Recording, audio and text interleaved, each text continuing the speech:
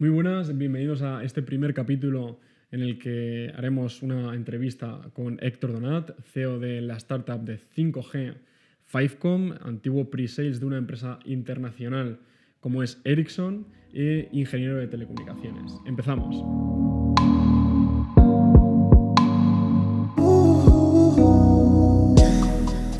Bueno, Héctor, ¿qué tal? Bienvenido. Encantado de estar aquí contigo. Muchas gracias por haber venido. Así que es un placer para nosotros tenerte aquí. ¿Qué tal? ¿Cómo estás?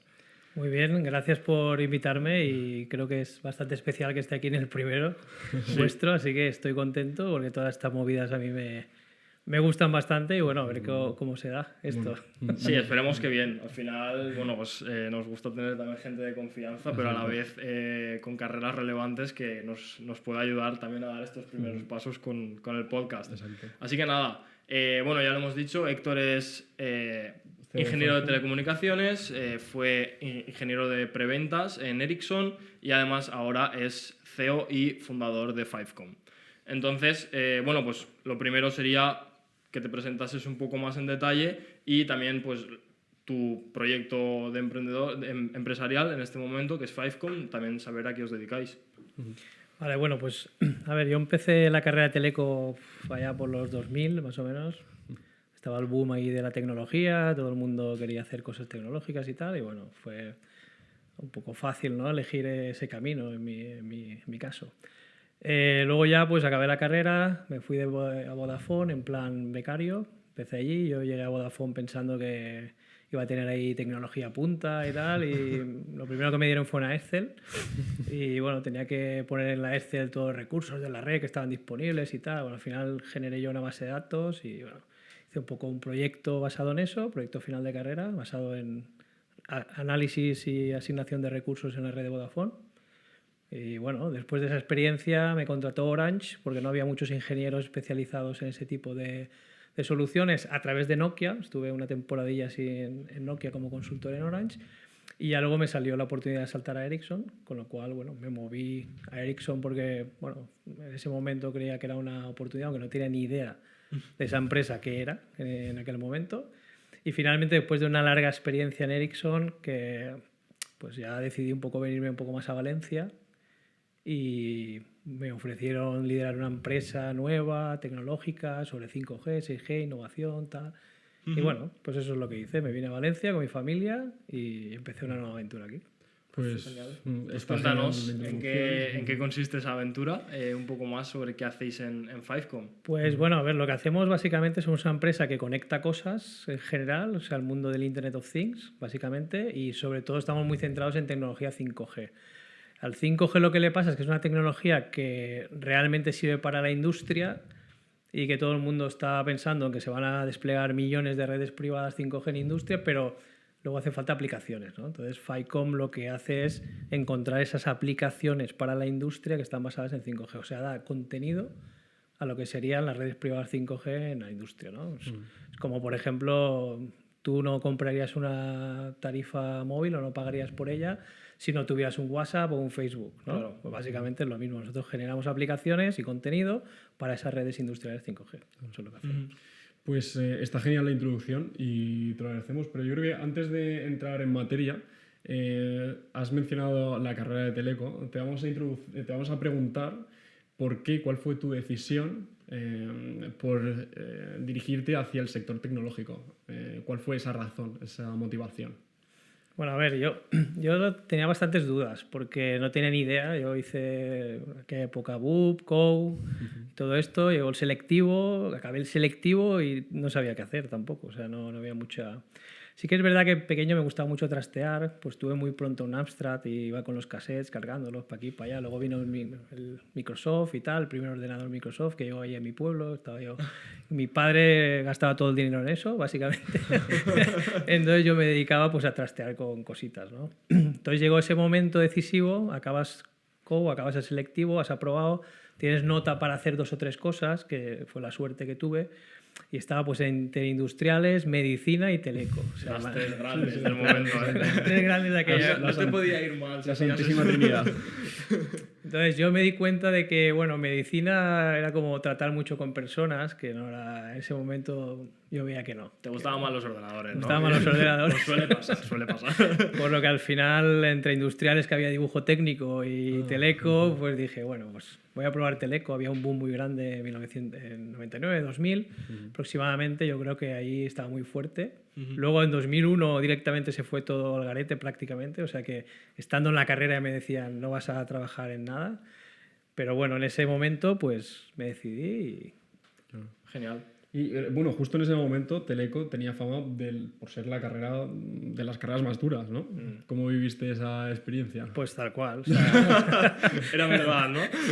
aterricé allí y bueno, el primer examen de cálculo diferencial, matemáticas que tuve fue, oye, ¿me he equivocado de asignatura o qué? O sea, era complicada, era muy complicada y yo creo que la dedicación que tienes que tener en ese momento era muy grande. O sea, ¿Te transformó en ese sentido un poco tu preparación como estudiante o tuviste que, no sé, aprender nuevas habilidades, mejorar la concentración, estudiar en otro sitio, no sé? tuve que aprender a estudiar, básicamente porque el instituto, pues bueno, era todo más sencillo, la verdad, y cuando choqué con aquello, pues tuve que aprender exactamente a organizarme mejor, a estudiar más eficiente, hacer exámenes de otros años, mucha práctica, ¿no? Que eso yo nunca lo había hecho, evidentemente. Sí, sí. Claro, sí, o sea, al final yo creo que donde encontramos muchos también el valor en la universidad es simplemente el set de herramientas que te da a nivel mental, incluso, en plan el entrenamiento mental que te da para resolver problemas, para aprender cosas nuevas y en definitiva buscarte la vida para hacer cosas que a lo mejor ese cálculo diferencial que estás haciendo en ese examen no lo vas a volver a hacer nunca. Nunca. Pero todo lo que te ha llevado a saber hacer eso en ese momento es lo que luego sí que de verdad aplicas en la vida profesional y en la vida real, también te diría, ¿eh? Porque muchas veces se nos plantean situaciones y demás y yo me doy cuenta que en el tema personal también te das cuenta que lo resuelves como si estuvieses resolviendo un problema en el trabajo. Eso es, o sea, es algo que te cambia la mente muchísimo el hecho de, por lo menos nosotros como hemos estudiado telecomunicaciones, pero imagino que al final le pasará a cualquier ingeniero que realmente te cambia la cabeza por completo, te amuebla la mente de alguna forma que resuelve los problemas de otra forma. Así es. Entonces, bueno, pues ya vemos que pues, la universidad no la regalan y creo que antes la regalaban menos incluso. Se han ido suavizando a lo largo del tiempo. Entonces, una vez acabado ese periodo, realmente viene, quizá también para mí a nivel personal, uno de los periodos de más incertidumbre y más de no saber qué hacer, que es, vale, ya soy ingeniero. ¿De qué trabajo? ¿En qué tipo de empresa? ¿A qué me dedico? Porque, claro, tú has estudiado telecomunicaciones, pero te puedes dedicar a 1000 cosas. Y, como hemos dicho, pues la tecnología va avanzando a una velocidad impresionante. Cada vez hay más tipos de tecnología, más cosas a las que te puedas dedicar dentro de estas disciplinas. Entonces, realmente, ¿qué fue lo que te llevó a dedicarte, en este caso, al mundo de las comunicaciones móviles? Y, más allá de eso, ¿qué recomendación o qué consejo le darías también a cualquier persona que esté acabando una carrera, posiblemente en el ámbito tecnológico y realmente pues tenga que tomar ese tipo de decisiones? Yo lo que recomiendo es no terminar la carrera y enfrentarte al mundo laboral, sino un año antes. Yo, por ejemplo, cuando estaba en cuarto, quinto aproximadamente, el plan este que estudié yo, pues yo ya estaba buscando prácticas en algún sitio, ¿no? Ahí pues en Teleco había un tablón, había empresas que iban allí a dar charlas, tal, pues yo me apuntaba a casi todo, en plan, quiero ver qué se mueve por ahí. Vinieron startups, vinieron empresas de nueva generación, vinieron multinacionales, entonces yo iba viendo, ¿no? Sinceramente, cogí el tablón de Teleco, vi que había una oferta de becario en Vodafone, no sé si eran unos 300 euros lo que pagaba en aquella época. Eso no os tiene que preocupar en ese momento, para nada. Y entonces lo cogí. Lo cogí y fui a la entrevista. Fui a la entrevista y me empezaron a preguntar cosas que no tenía ni idea. Entonces yo en ese momento estaba un poco en shock, contesté muy malamente, digamos, pero me fui dándole vueltas a todo, llegué a Teleco y lo primero que hice fue coger un PC y escribir un email a los señores de Vodafone y decirles, mira, todo esto que me habéis preguntado se hace así, así, así, así, así. No quiero que me cojáis, pero quiero que al menos sepáis que en Teleco sabemos hacer cosas. ¿Vale? Porque había sido una entrevista que era bochornosa, ¿no? Realmente. Diciendo tonterías y tal. La primera entrevista de mi vida. Entonces yo escribí eso y tal y luego tuve la sorpresa que me llamaron. Oye, mira, que eres el único que ha mostrado un interés, que tal, que nos has... ¿Sabes? Eso ya se percibe, ¿no? A veces no tienes las capacidades o las habilidades para un puesto, pero tienes las ganas, ¿no? Tienes, digamos, la fuerza para decir, ostras, mira, que me he equivocado, que era esto así, que tal, que no sé qué, yo haría esto, yo haría lo otro, perdonad, tal. Confiad en gente de Telecom, que yo sea un desastre, ese tipo de cosas. Y me cogieron, ¿no? Entonces, yo un año antes de acabar la carrera, pues estaba ya haciendo prácticas tranquilamente, pensando tranquilamente cuál iba a ser el proyecto final de carrera, viendo un poco las herramientas que tenía en Vodafone, viendo lo que en qué podía ayudar y tal. También tuve mucha suerte con la gente que hubo allí. Es muy importante tener un buen tutor al final y si no te gusta, pues intentar cambiarlo. Y bueno, digamos que el primer trabajo o la primera beca que tengas te va a marcar mucho luego el futuro profesional. Claro. Entonces yo al entrar en un operador móvil sabía que mi vida más o menos iba a ir por ahí. ¿no? Sí. Justo por ahí te quería preguntar, ¿no? Porque el tema de las prácticas, yo creo que muchos estudiantes, cuando acaban la carrera, dicen, bueno, me voy a quitar las prácticas en cualquier empresa o en cualquier instituto de investigación o en lo que sea. Y creo que no se enfoca por una rama profesional porque, entre otras cosas, no se tiene claro o no se piensa lo suficiente. ¿Tú te lo plantearías como, sí, yo creo que hay que pararse a pensar detenidamente en qué rama me quiero dedicar y hacer esas primeras prácticas sobre algo que me dé mucho valor o que me dé las herramientas para un futuro? ¿Lo planteas así o como un puro trámite? No, no es un trámite para nada, es lo que he dicho. O sea, la primera experiencia laboral que tengas te va a marcar. Porque luego cuando vayas al segundo sitio le vas a decir que has estado en el primero. Claro. Y así. Por lo tanto, si vas a un sitio donde quieres estar pero realmente no has hecho nada sobre eso, pues va a ser difícil que puedas acceder, ¿no? Entonces, la primera es la más importante para mí. Yo en ese caso, como era un operador, dije, bueno, soy teleco, operador, yo soy un tío muy simple, la verdad, muy básico. Entonces dije, de categoría, ¿no? Estoy aquí, operador, Sí, muy fuiste bien. a lo que se esperaba un poco. A lo que de se ti, ¿no? esperaba de mí, claro. Y pensando en quinto, me están diciendo que nunca trabajaré en un operador, que solo el 3% de la gente va a trabajar. Pues mira, he tenido suerte, estoy aquí, Sí. voy a intentarlo. Sí que es cierto que lo que has comentado que hiciste en esa entrevista, que al principio fallaste, pero que luego rectificaste, creo que ahí realmente te enfrentaste como a tu primera vez resolviendo los problemas como un ingeniero profesional. Y Sí, es sí. que cuando tenemos un examen, cuando tenemos una prueba técnica de una entrevista en un proceso de selección, tenemos un tiempo muy acotado para resolver algo y es algo que luego no se ajusta a la realidad y es que realmente tú cuando tienes un problema como ingeniero trabajando, tú pasas días resolviendo ese problema, equivocándote, mejorando decisiones que has tomado. Entonces, realmente sí que es algo que es una pena porque está como un poco fuera de la realidad de nuestra actividad. Pero bueno, sí que es cierto que al final las empresas también buscan ese tipo de cosas. Esa persona que no se conforma con la primera con la primera solución a la que llega, sino que sigue dándole vueltas y sigue cuestionándose lo que ha hecho para llegar a una solución incluso mejor, porque así es como se avanza en tecnología. Entonces, que no se desanime la gente tampoco cuando hace un examen y le sale mal, que nos ha pasado a todos, cuando le sale una entrevista mal, porque realmente un ingeniero resuelve problemas en el largo plazo y los problemas gordos se tarda mucho tiempo en resolverlos. No es algo que vayas a hacer en una entrevista de 1 hora, en un examen de 1 hora.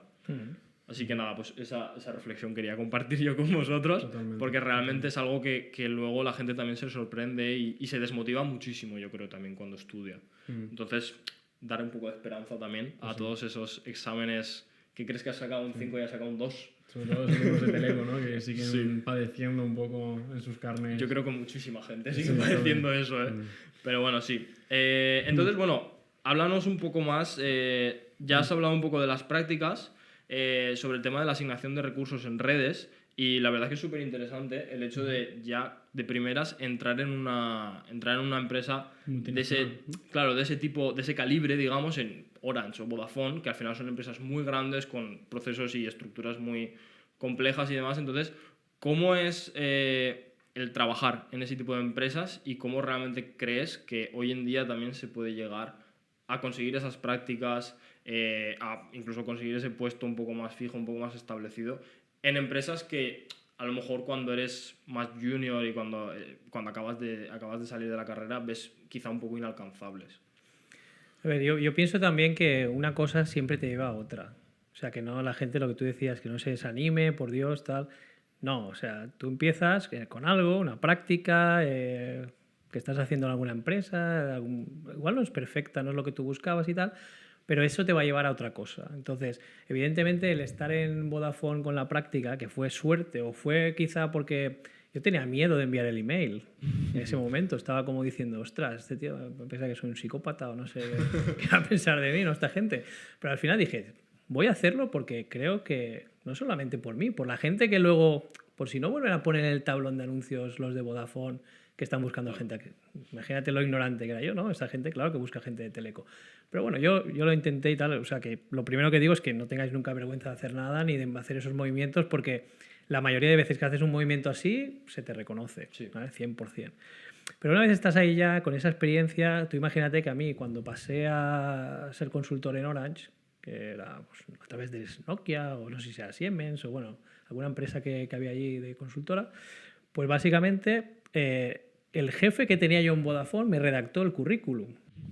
O sea, yo os lo digo, cuento un poco la experiencia así, en plan broma, pero es así. O sea, me dijo, ¿qué quieres que ponga aquí, tío? ¿Tú en qué tienes? Pues mira, van a contratar a alguien de transmisión, va, pues este es el departamento de transmisión, perfecto. ¿Qué sabes hacer? Pues esto, va, y esto también, venga, tal, y no sé qué, porque esto lo has hecho, tal.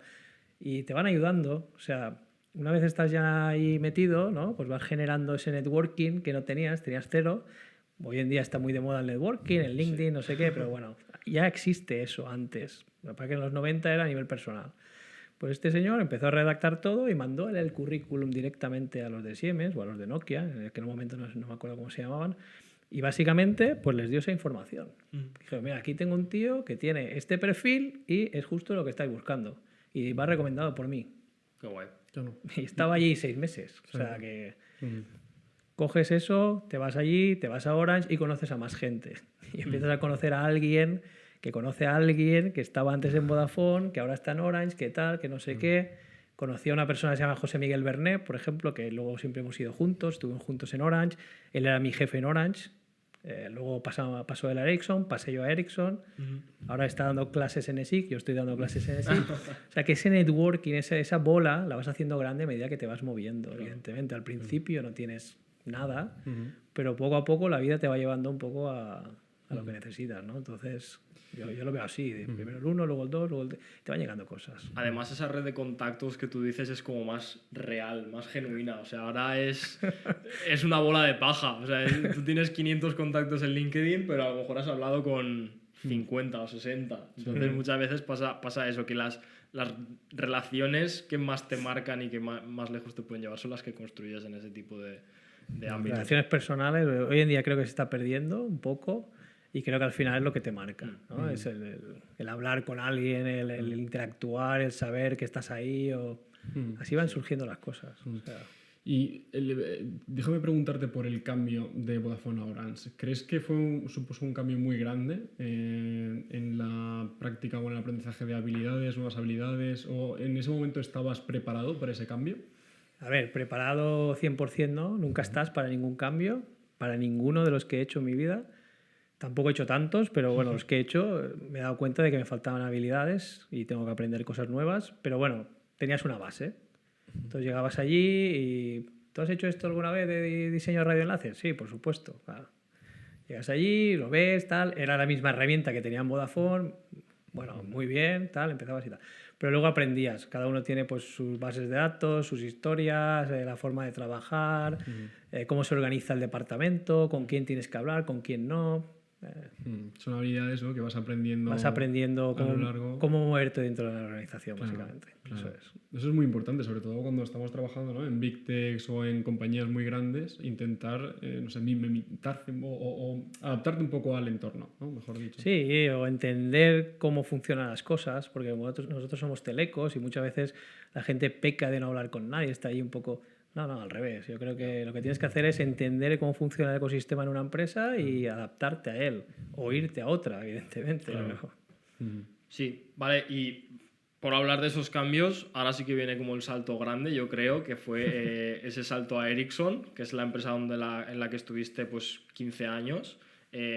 Una larga trayectoria en la que imagino pues, que habría una evolución tremenda. O sea, yo no me creo que desde el día 0 hasta el año 15 que estuviste ahí Héctor no cambiase nada ni aprendiese nada. Entonces, háblanos un poco sobre cómo es también esa larga estancia en una empresa, porque yo creo que es algo que también se está perdiendo. La gente últimamente, la gente yo creo, y más en tecnología, cambia mucho de empresa yo creo que como por cómo funciona el mercado, sí, por cómo funciona también el mercado laboral. Entonces, háblanos también de cómo fue esa etapa tan larga en Ericsson y cómo la describirías y qué te aportó.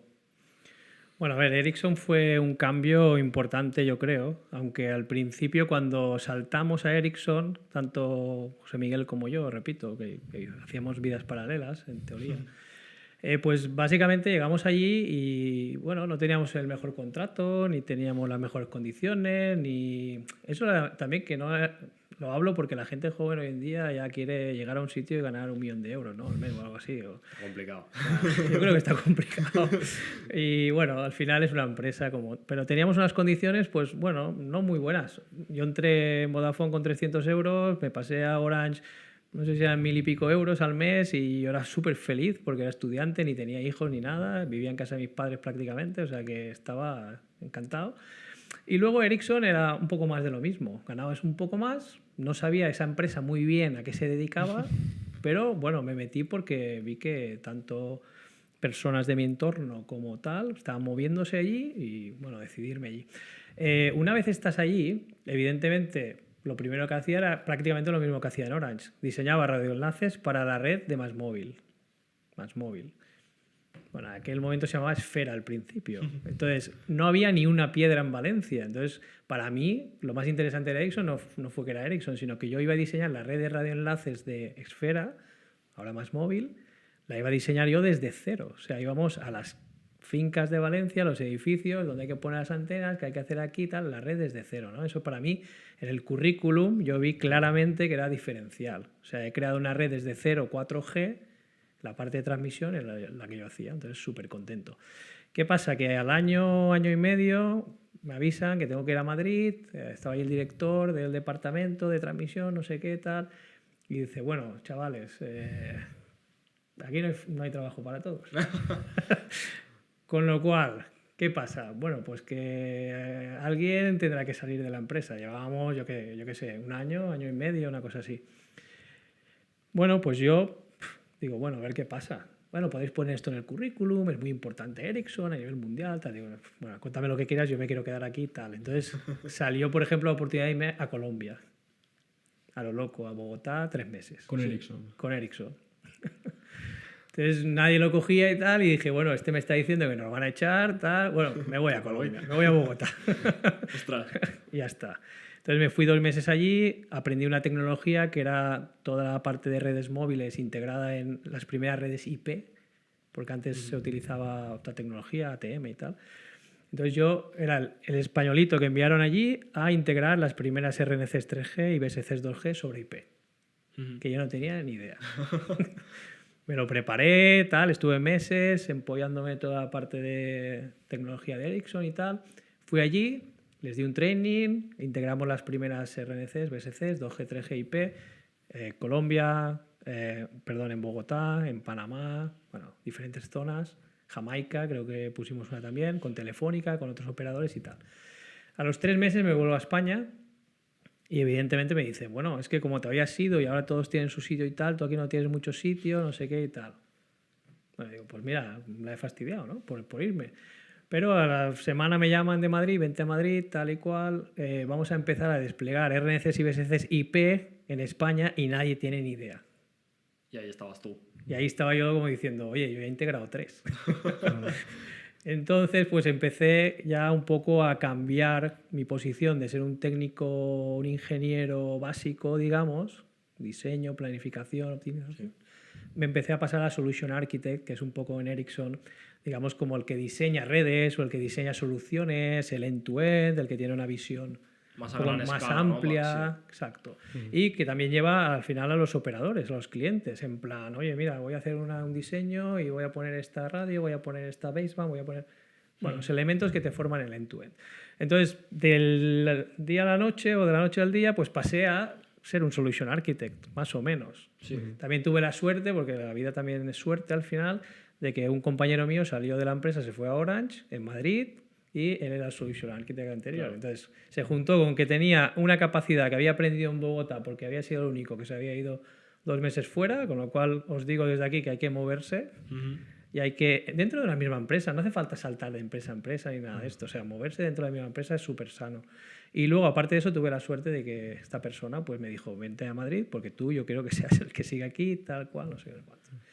Y así fue. Entonces, guardé mi puesto allí, seguí como Solution Architect bastantes años y ya hubo un momento en mi vida que, bueno, ya tenía hijos, ya estaba bastante estable aquí en Valencia y entonces se me ocurrió la brillante idea de viajar. Entonces salió un departamento en Madrid que era un departamento internacional y yo pues dije, bueno, ¿por qué no? Voy a apuntarme, voy a ver qué pasa y no sé, igual me cogen. Y justo en ese momento te veías capacitado, yo qué sé, igual el inglés o idiomas, o te veías con fuerzas para afrontar ese reto. A ver, mi experiencia con el inglés es que nunca estuve capacitado cuando entré en Ericsson. Y es verdad que a mí me dijeron en la entrevista, es el único que ha hablado en inglés. Pues imagínate cómo sería.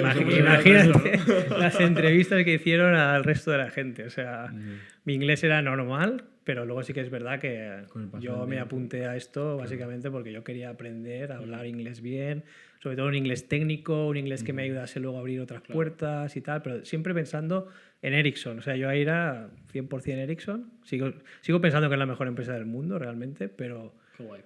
quiero decir, yo me fui a esto para aprender. Para aprender inglés, ver otras culturas, ver cómo resuelven problemas en otros países. Eso me parece súper interesante. Y bueno, tuve la brillante idea de hacerlo cuando ya me había casado y tuve 2 hijos.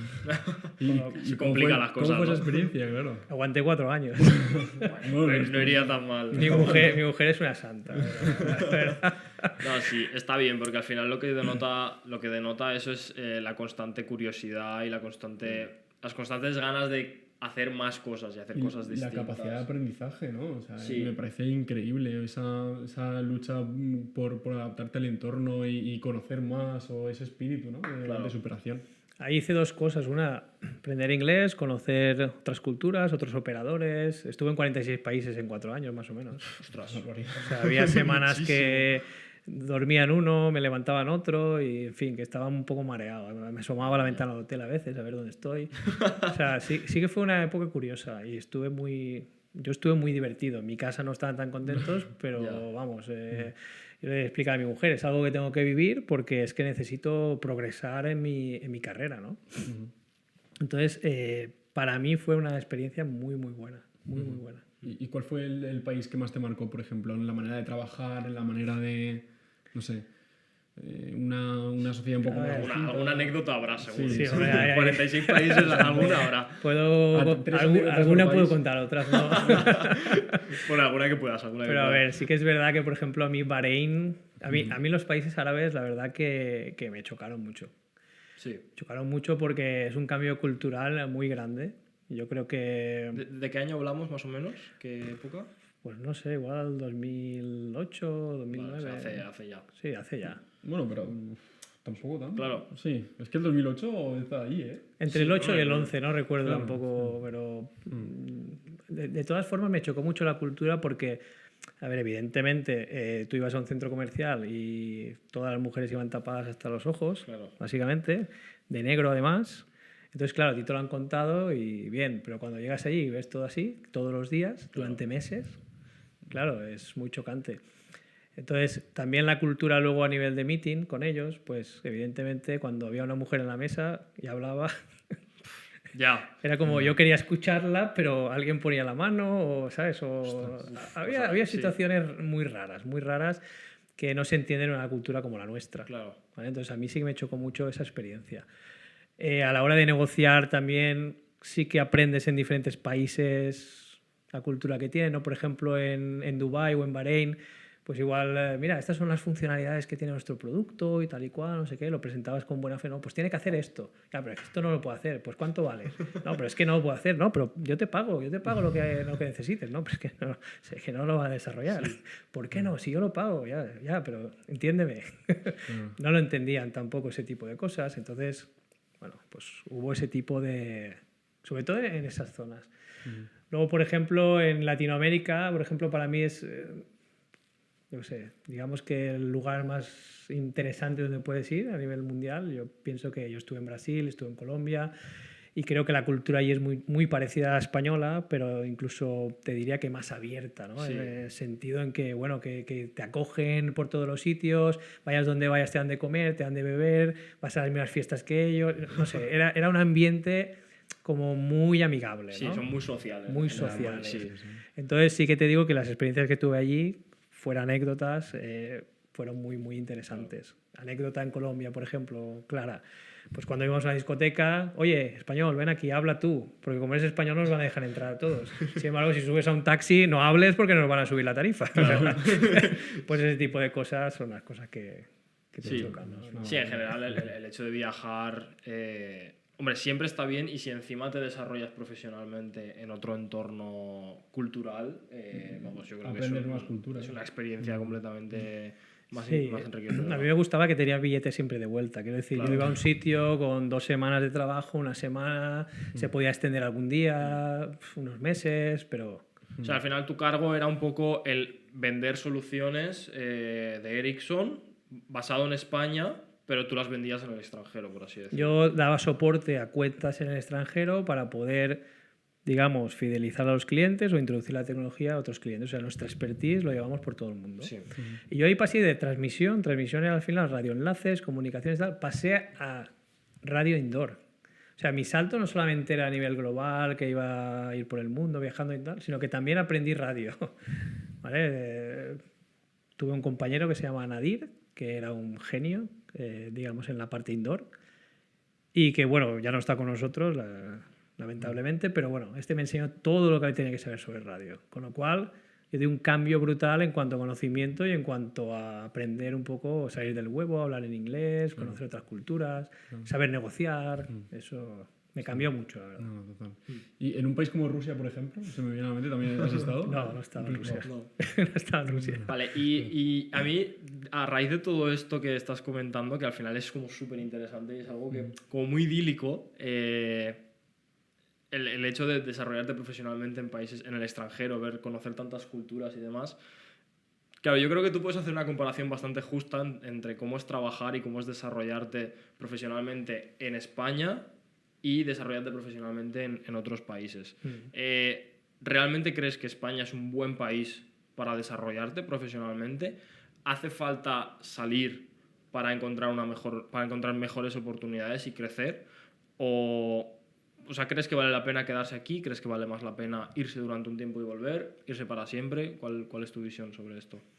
A ver, yo nunca me he ido con la mochila sin fecha de vuelta ni nada de esto. Yo siempre he tenido la suerte de estar dentro del, digamos, la protección de Ericsson o no sé cómo decirlo, del marco, ¿no?, de trabajo de Ericsson. Por lo tanto, yo iba a un sitio y sabía que iba a volver, y iba a un hotel y vamos, no pasaba dificultades, y he tenido mucha suerte, la verdad, en ese sentido.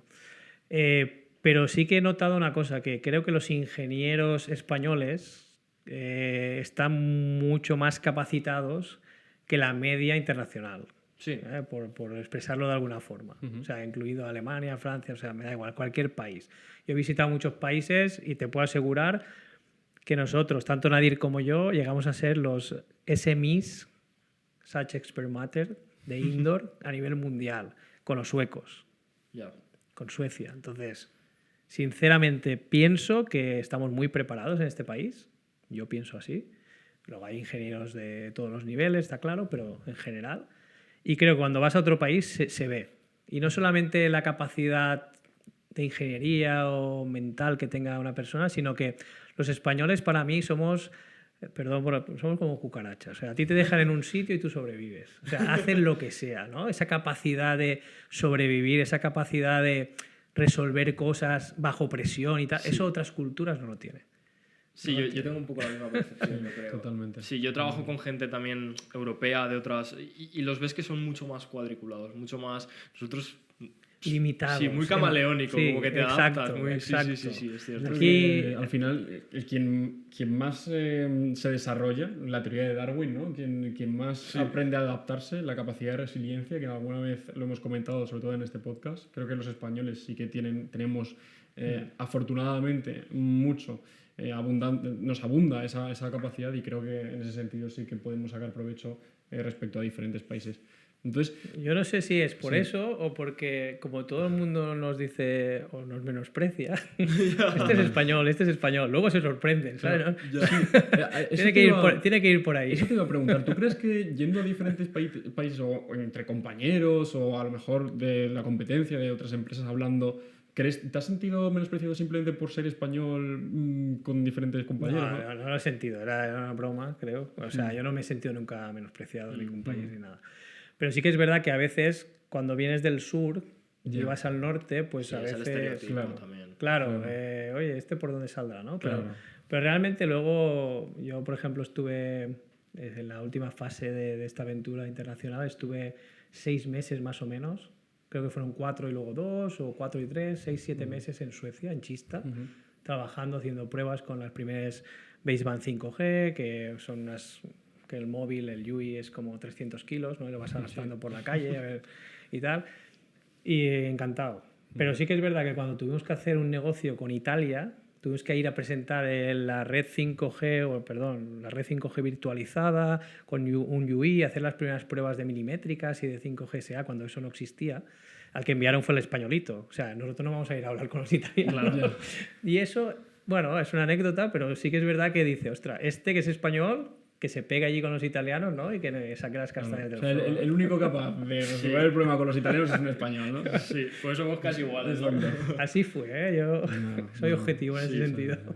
Bueno, pues bueno, Héctor, pues yo creo que no contento con esta vida de ingeniero rockstar que tú tenías, viajando por todo el mundo y haciendo, bueno, pues desarrollándote y aprendiendo un montón, en definitiva, ¿cómo pasas realmente a tomar la decisión de fundar una startup o liderar un proyecto de startup, una empresa? O sea, ¿cómo pasas de un perfil tan corporate, por así decir, a lo mejor, bueno, no todo lo contrario, pero a un perfil tan distinto como realmente ser tú el que toma las decisiones en la empresa y pasar a tener un perfil profesional bastante distinto? En mi caso han sido 2 cosas principalmente. Una, yo después de este periplo de viajar y tal, pues básicamente luego busqué una alternativa en Madrid, ¿no? Tenía una posición en Madrid. Primero estaba como CTL, Customer Technical Lead para Orange, y luego ya pasé a Pre-Sales. Y en Pre-Sales tenía primero Orange y luego ya Orange y más móvil, ¿no? Que fue ya los últimos meses de estar en Ericsson.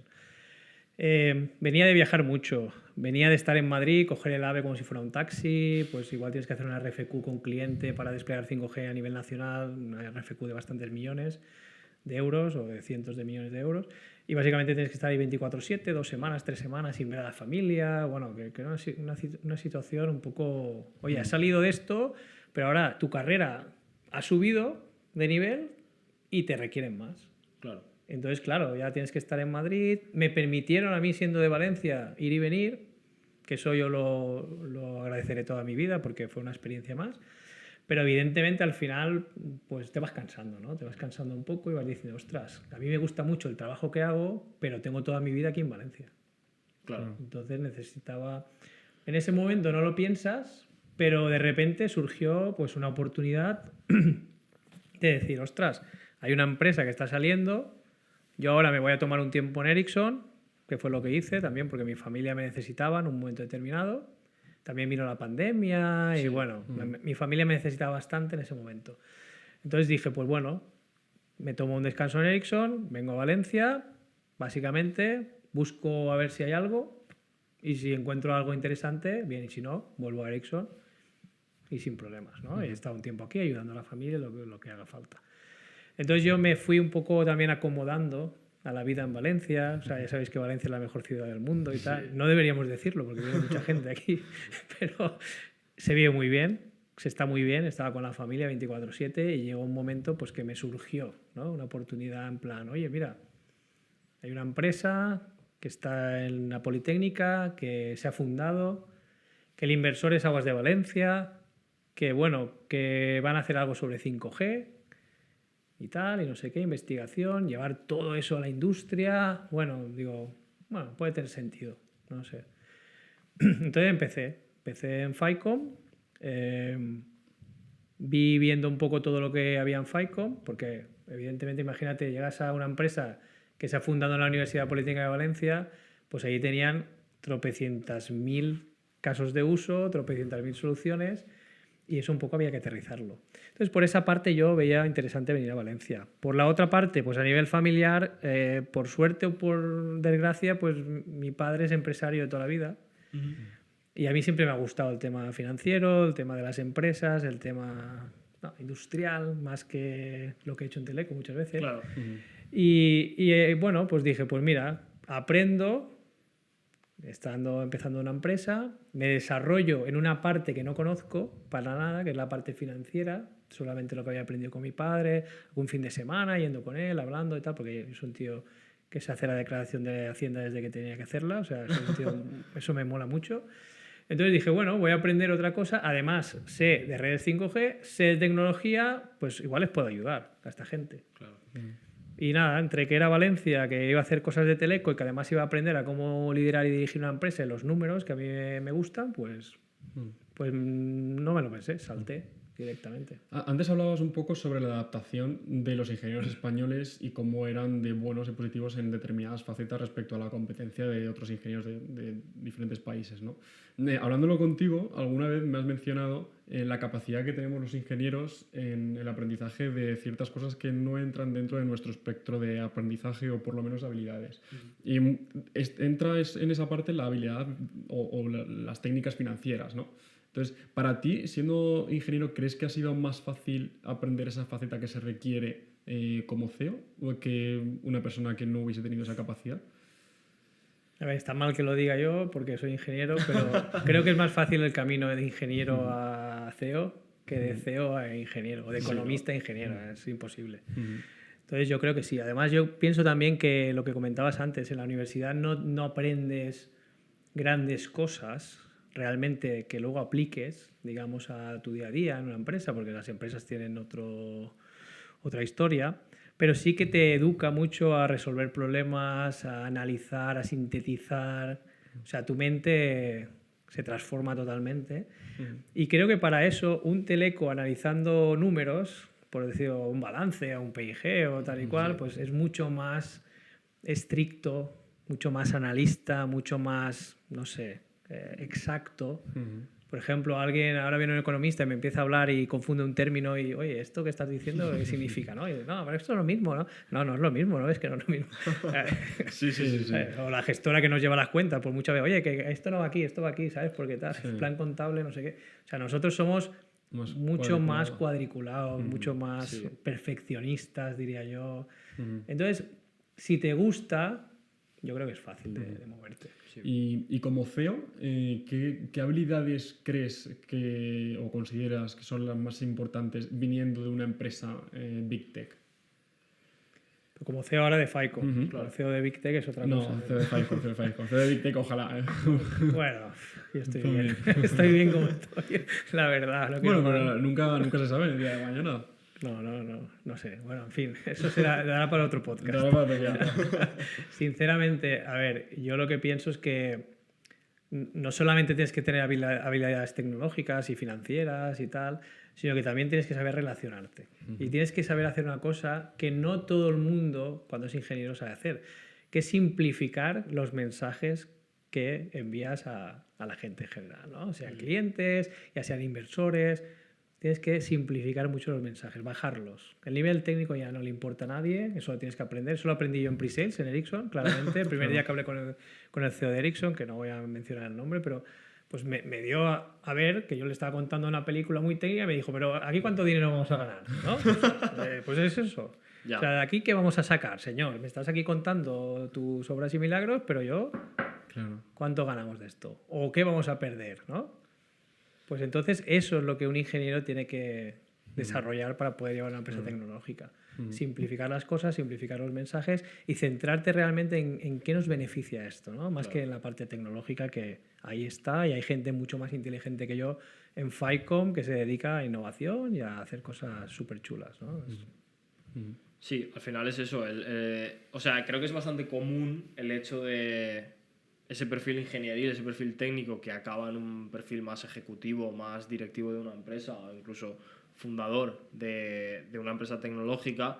Y al final también el camino, aparte de reunir todas esas habilidades que tú cuentas, creo que también es ser muy experto en una industria o ser muy experto en un mercado en el cual tú a lo mejor detectas una ineficiencia, detectas algo que realmente nadie está ofreciendo y encuentras ahí tu hueco un poco para ofrecer tu proyecto. ¿Ese es el caso que tú también viviste con Fivecom, en el sentido de, oye, realmente este es una buena oportunidad para estar ofreciendo esto que nadie más hace e innovar en este sentido? A ver, eso es el camino normal. ¿Vale? Yo nunca he hecho el camino normal, entonces eso no lo he hecho. Pero sí que sé de empresas, por ejemplo, invertí en una empresa en Murcia que básicamente ha hecho eso, ha detectado una necesidad en el mercado, que es desarrollar aplicaciones para tecnología radar, que no hay casi ninguna empresa que lo haga, con la solvencia que lo hacen ellos, por cierto. Y entonces, bueno, pues han detectado la necesidad y están contactando con grandes multinacionales que necesitan ese tipo de desarrollos, tanto de electrónica como de la industria, como de puertos, como incluso colaboramos nosotros con ellos muchas veces desde Ficom. Es el camino normal. El camino que yo encontré en Ficom es diferente, pero también puede suceder. Es decir, nada es blanco ni negro en la vida, yo creo. Entonces, y a mí lo que me pasó es justo, no lo contrario, pero que cuando llegué había muchas cosas y entonces yo lo que tuve que hacer es cerrar ese abanico, reunirlas, descartar cosas que igual no escalan, que no son rentables, entender quién es tu inversor. Mi inversor es Aguas de Valencia. Pues, ¿qué tengo que hacer? Conectar cosas en el agua. Claro. Digitalizar el ciclo integral del agua. Pues bueno, eso es algo que tú cuando llegas no lo tienes claro. Entonces, lo que hice yo en Ficom fue al revés, ir revisando esto, lo otro, este proyecto. Bueno, ahora nos dan esta oportunidad, vamos a coger esto, aquí hay un producto, oye, ¿os podría interesar este producto? Sí, ¿no? Tal. Fui recorriendo ese camino para al final encontrar algo que fuera básicamente rentable para la empresa y que pudiera catapultarnos al siguiente nivel, ¿no? Es un poco... Claro. O sea, tú primero montaste la empresa y luego viste qué hacías, ¿no? Con la empresa. Bueno, yo realmente no la fundé, eso sí, Vale. fue fundada por 3 catedráticos de la Universidad Politécnica de Valencia y ellos la idea que tienen y que siguen teniendo es que es una empresa que se dedica a 5G y a generar aplicaciones para 5G y ahí estamos. O sea, Pero evidentemente yo llegué a la empresa como CEO básicamente para un poco orientar en qué podía ser más rentable o qué podíamos hacer o qué podíamos dejar de hacer, ¿no? Entonces, siempre son decisiones consensuadas entre el inversor, entre los fundadores, entre el consejo de administración. O sea, al final tengo que contentar a mucha gente, la verdad. Claro. Pero bueno, es otra cualidad del CEO. Claro. Sí, al final mucha gente tiene muchos incentivos no siempre alineados, entonces tienes que, pues lo que tú dices, contentar a mucha gente. Pero al final se encuentra un camino y bueno, pues básicamente nos ha impulsado en este último año, la verdad. Genial. Pues muy interesante, la verdad. Al final es eso lo que tú comentas de cómo una persona tan técnica, tan especializada en el mundo técnico, que no necesariamente tiene por qué tener esas inquietudes más en un perfil empresarial. Tú comentas que a lo mejor te viene por tu parte más familiar, de que tu padre es empresario de toda la vida, pero al final también es eso. Creo que no se desvía tanto el perfil de cualquier empresario, porque al final del perfil de un ingeniero, porque al final a lo que te dedicas es a solucionar problemas, en algunos casos apagar fuegos. Entonces, sí, es lo que tú comentas, que muchas veces es aplicar tu pensamiento analítico, aplicar tu forma de hacer las cosas para resolver cosas que pues, muchas veces puede ser el rentabilizar una inversión que has hecho o reorientar un proyecto para que te dé beneficio, o puede ser pues desplegar una red 5G. Eso al final, la forma de pensar es la que tu mentalidad y tu forma de hacer las cosas es la que realmente te va a llevar lejos también en tu carrera profesional. Entonces creo que también es algo que es importante destacar, que las decisiones que tomes a lo mejor la gente que nos ve no le interesa demasiado el 5G. Yo, te voy a ser sincero, yo en segundo o tercero de carrera yo descubrí que no me gustaban las telecomunicaciones. Me gustaba más el procesamiento de señal y más concretamente pues las partes de inteligencia artificial, que no es lo que se concibe o se concebía como las telecomunicaciones puras, pero al final es eso. Toda esa clase de herramientas que yo tenía pues me llevaron a realmente saber bastante sobre inteligencia artificial y poder desarrollarme en ello, pero bueno, pues yo lo pasé mal. Claro. Ese fundamento de transmisiones, todas esas cosas yo las pasé mal porque es que realmente no me gustaban. Pero bueno, al final es eso, es el buen hacer, las continuas ganas de querer hacer, de querer aprender cosas, el no conformarte con la forma que tienes en este momento de hacer las cosas, pues es tan sencillo como, es que podría hablar mejor inglés. Es que denota más profesionalidad. Aprende inglés. Claro. Aprende un poquito más de inglés, intenta hablar mejor inglés. Ese tipo de cosas, el ser un poco perfeccionista también, es lo que te hace, yo creo que también avanzar siempre. O sea, el no conformarte, nunca vas a estar... Fijarte tus objetivos, ¿no? Que es lo que tú decías. Si yo quiero ser o ocupar este puesto o permanecer en esta empresa o, no sé, intentar mejorar, alcanzar objetivos pequeñitos, ponerte tu meta e ir progresando, ¿no?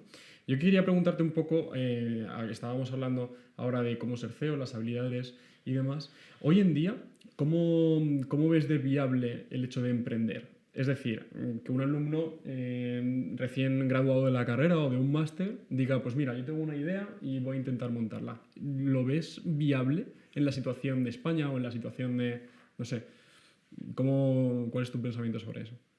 A ver, esto no es Estados Unidos, eso la gente lo tiene que saber. Yo en Estados Unidos igual recibiríamos una llamada cada día de cosas que hacemos, ¿no? Aquí la gente pasa un poco, luego vuelve, luego te pregunta, eso es otra película. Pero sí que es verdad que creo que, por ejemplo, yo conozco el entorno de Valencia, también sé que en Málaga está creciendo mucho, por ejemplo, o también Barcelona, Madrid, evidentemente son los polos más potentes de nuestro país. Pero creo que últimamente pues cada vez hay más, digamos, marcos de trabajo, hubs, Lanzadera aquí en Valencia, GoHub, en fin, que es donde estamos nosotros, por ejemplo, que te invitan, ¿no? A que presentes tus ideas, a que presentes pues, un pre-seed, un seed, según el nivel, ¿no? Y invierten en ese tipo de... Y creo que eso es una oportunidad. Lo que es importante es decidir con quién quieres ir. Yo creo que hoy en día lo que está pasando más es que las startups ya están empezando a decidir con quién quieren ir. Porque antes era, ostras, voy a coger algo de dinero aquí y tal, porque me hace falta, porque si no esto no sale, tengo que comer, lo que sea. Bueno, bien. Pero lo que está pasando ahora es que como hay en España esa revolución, digamos, por lo menos en los 4 últimos años, se ha experimentado un crecimiento importante en el número de startups, pues ya las startups están un poco eligiendo lo que se llama el smart money, ¿no? el dinero inteligente, ¿no? En castellano suena también, pero que significa básicamente que el inversor que te acompañe no solamente tiene que dar dinero, sino que te tiene que dar oportunidad a que esto que tú estás vendiendo salga al mercado. ¿Vale? Nosotros nos dedicamos a B2B. ¿Vale? Imagínate Ficom intentando vender a las grandes multinacionales a nivel mundial o a nivel español, no hace falta ir ni siquiera a nivel mundial, sin que nadie te conozca. Es imposible.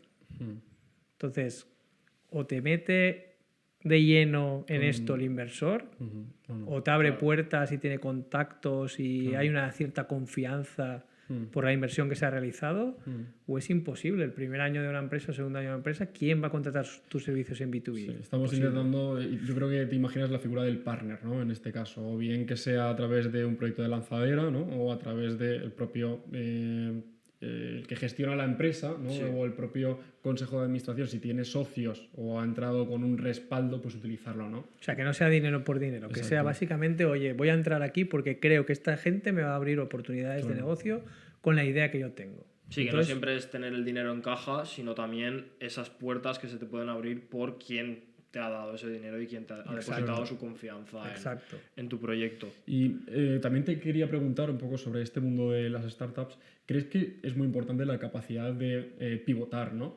Tú lo decías porque yo entro, como decías antes, yo entro en Fivecom y creo que lo mejor era ordenar las cosas y demás. ¿Crees que esa capacidad debe ser primordial de cara a hablar a lo mejor con partners como puedan ser lanzaderas y tal, que creo que esas cosas sí que las valoran mucho. A ver, pivotar a mí no me gusta esa palabra. Porque a veces la gente la utiliza como, oye, estoy pivotando mi empresa y tal, pero realmente no has encontrado todavía Tu hueco. el camino, ¿no? Entonces es una zona peligrosa donde el cash flow se puede ir, puedes perder toda la pasta que tienes y puedes cerrar la empresa, claro. O sea, estás pivotando, ojo, ¿no? Así es como lo veo yo, ¿eh?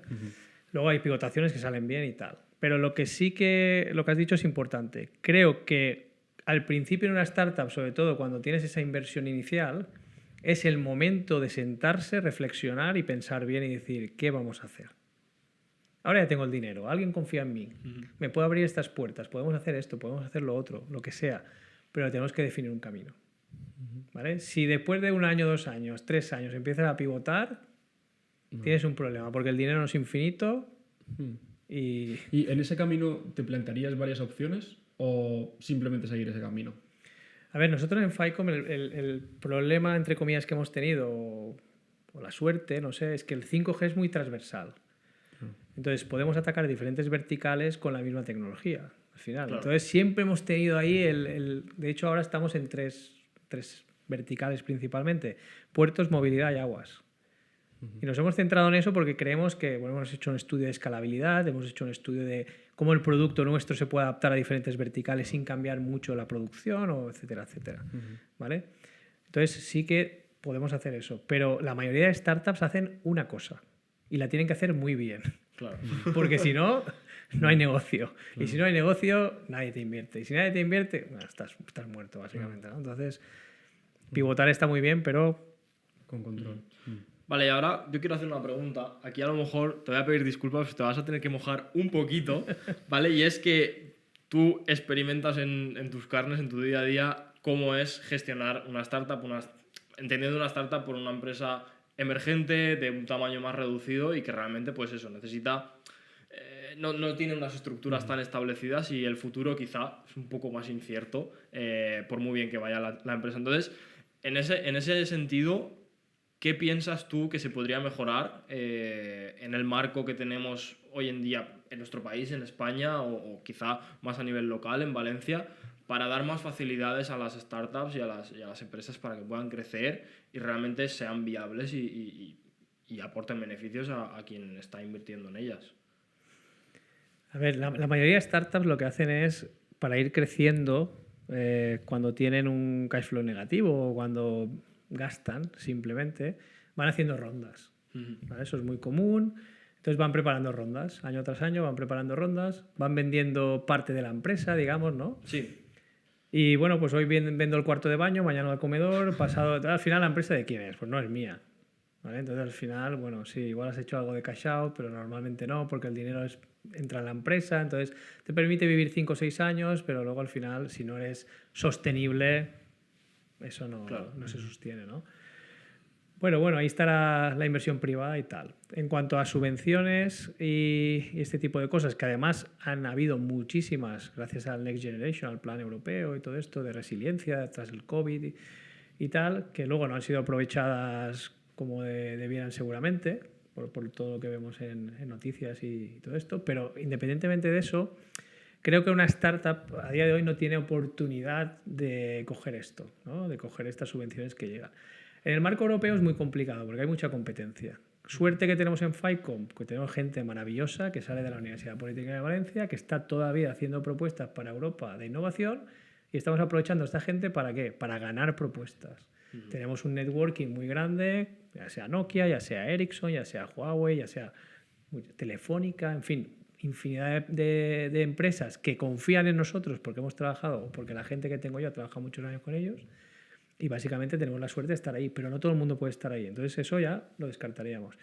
Luego nos vamos a los PERTES famosos a nivel nacional, CEDETI, este tipo de ayudas que están muy bien, sobre todo las del CEDETI, que ayudan bastante, pero en los PERTES, por ejemplo, una cosa que he visto yo que evita que las startups puedan llegar a tener es que te piden un aval.